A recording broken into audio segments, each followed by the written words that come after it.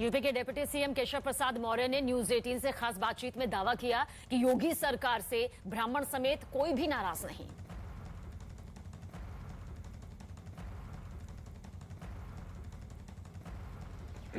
ये vote bank की जो राजनीति करने वाले लोग हैं, ब्राह्मण नाराज नहीं है। नहीं, ना ब्राह्मण नाराज है, ना बैकवर्ड नाराज है, ना दलित नाराज है, ना आदिवासी नाराज है।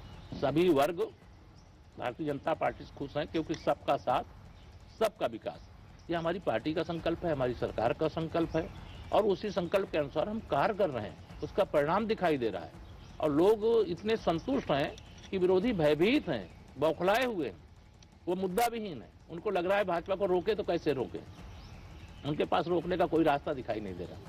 वो जातिवाद के नाव पर सवार हैं, हम विकासवाद के नाव पर सवार हैं। वह नोटों के ऊपर सवार हैं, हम गरीबों के उत्थान के लिए प्रयासरत हैं। तो उनके और हम में बड़ा अंतर है। वह जब सरकार में होते हैं कहते हैं हम 100 रुपए भेजते हैं, तो जिसके पास भेजते हैं 15 रुपए पहुंचता है।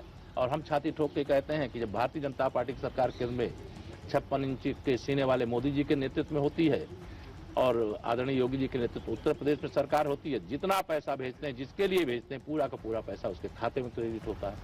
वो सब बेचैन हैं, बड़े दुखी हैं।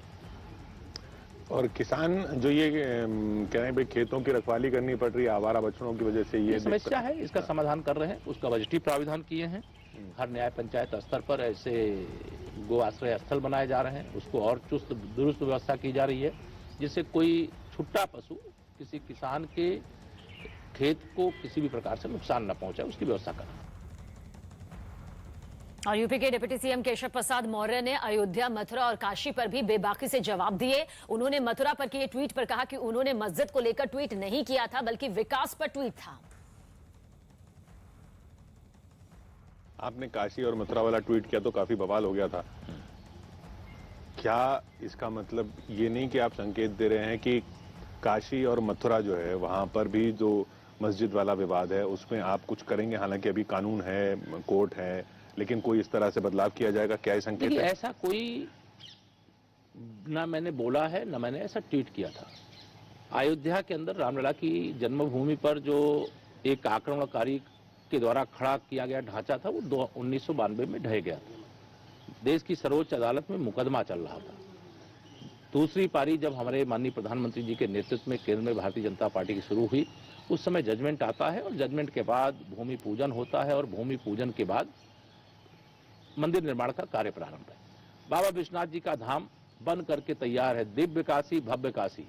और जहां तक वहां के विवादित स्थलों का मामला है, वो न्यायालय के समक्ष विचाराधीन है। जो मामले न्यायालय के समक्ष होते हैं वह न्यायालय निर्णय करता है, उस पर हम लोग नहीं बोलते हैं।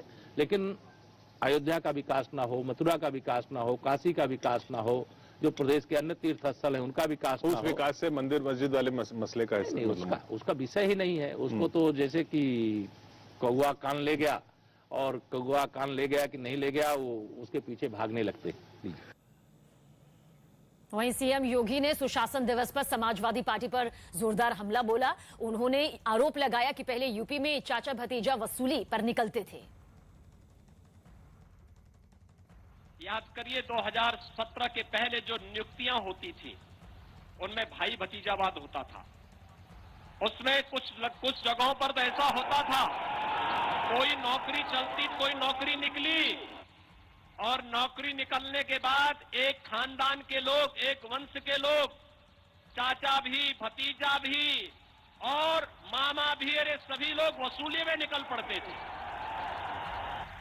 ये सभी लोग निकल पड़ते थे। महाभारत का कोई रिश्ता नहीं छूटता था जो वसूली में नहीं निकलता हो। कहीं शकुनी मामा निकलता था, कहीं दुर्योधन भांजा निकलता था, कहीं कोई दुशासन निकलता था और कहीं पर कोई भतीजा निकल पड़ता था। लेकिन भाइयों बहनों, 2017 के बाद हम लोगों ने कहा कि प्रदेश के युवाओं के जीवन के साथ जो भी खिलवाड़ करेगा उसकी जगह जेल होगी, जेल।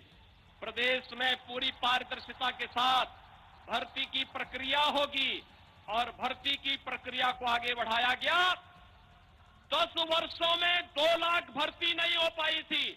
हम लोगों ने मात्र अभी 5 वर्ष भी नहीं हुए हैं, 4.5 लाख युवाओं को प्रदेश के अंदर सरकारी नौकरी दी है। प्रदेश में कानून व्यवस्था की बेहतरीन स्थिति दी, तो परिणाम सामने आ गए।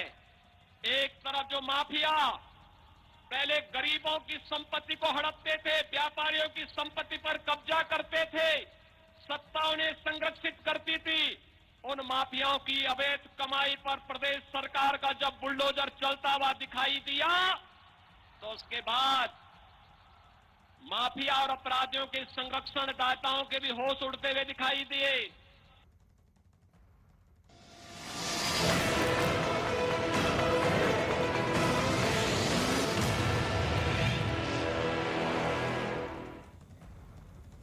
कई बार बच्चे ऐसे काम करते हैं जिनकी कल्पना बड़े भी नहीं कर सकते। बच्चे आज ऐसा कर रहे हैं जो पूरे समाज के विकास में मील का पत्थर साबित होता है। नेटवर्क 18 अपने कैंपेन बायजूस बंग जीनियस का सीजन 2 आपके लिए लेकर आया है। देश के कोने कोने से प्रतिभाशाली बच्चों की खोज का क्रम जारी रखते हुए कुछ ऐसे अद्भुत बच्चों को आपसे मिलवा रहे हैं जिनमें देश का भविष्य बदलने की क्षमता है। ऐसे ही एक बच्चे रहीश खत्री से आज आपको मिलवाने जा रहे हैं। Genius, young genius.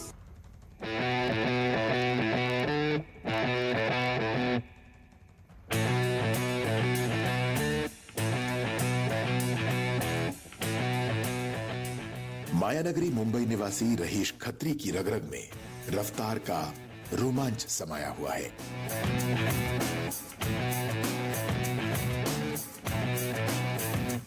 भारत के सबसे कम उम्र के motocross racer Rahish Honda racing India factory rider Chennai 2021 में पहली सर्किट रेसिंग नेशनल चैंपियनशिप में टॉप 6 रेसर्स में शामिल हुए। –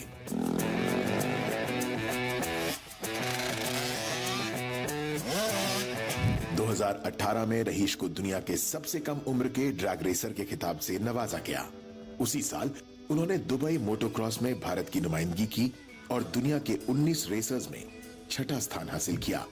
Gradually, it's a path which would lead to a dream that is making the brand, our sponsors, and everyone proud, and that Indian flag flying high on the world map of MotoGP. Racing के साथ रहीश पढ़ाई का भी पूरा ध्यान रखते हैं। रहीश ने कड़ी मेहनत और लगन से कामयाबी हासिल की है। रेसिंग के दौरान वो सुरक्षा के भी बड़े हिमायती हैं। Spend your money wisely by buying proper racing gears. Rahish all India biking championship round 2 में हिस्सा लेने वाले देश के सबसे कम उम्र के राइडर हैं। एमटीवी के टॉप 5 मोटरसाइकिलिंग लेजेंड्स में वो तीसरे पायदान पर रहे। रहीश ने साबित किया कि अगर मन में कुछ करने की ठान ली जाए तो कुछ भी असंभव नहीं है। रहीश को उज्जवल भविष्य के लिए शुभकामनाएं।